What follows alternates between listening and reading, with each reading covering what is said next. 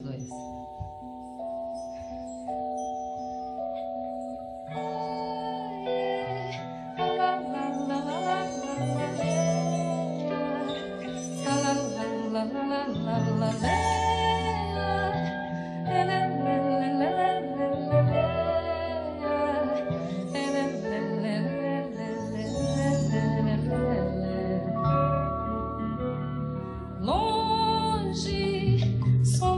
Desenhadas no horizonte, cavalos cobertos de ouro e bronze, vassalos de um rei de não sei onde, cavaleiros estrangeiros, a bandeira do invasor. Noite e um tropel atravessa a fumaça,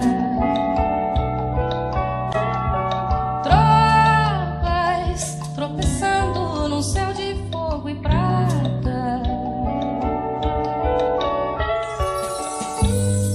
O mundo acabou de repente, quando a manhã começava. A dor começou com o chicote, com as esporas, com as espadas. Pavos, as regiões das ambições e pragas, chagas no seio de uma terra abençoada.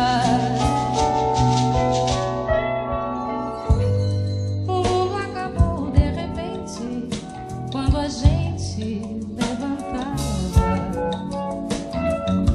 O pó levantou, sufocando quem vivia, respirava.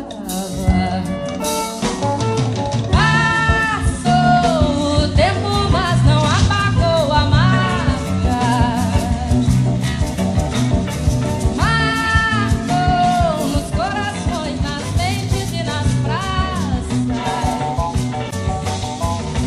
Passou o tempo, mas não apagou a marca. Marcou nos corações, nas mentes e nas praças. Hoje, na memória viva de uma raça, um pavor latente, uma ameaça.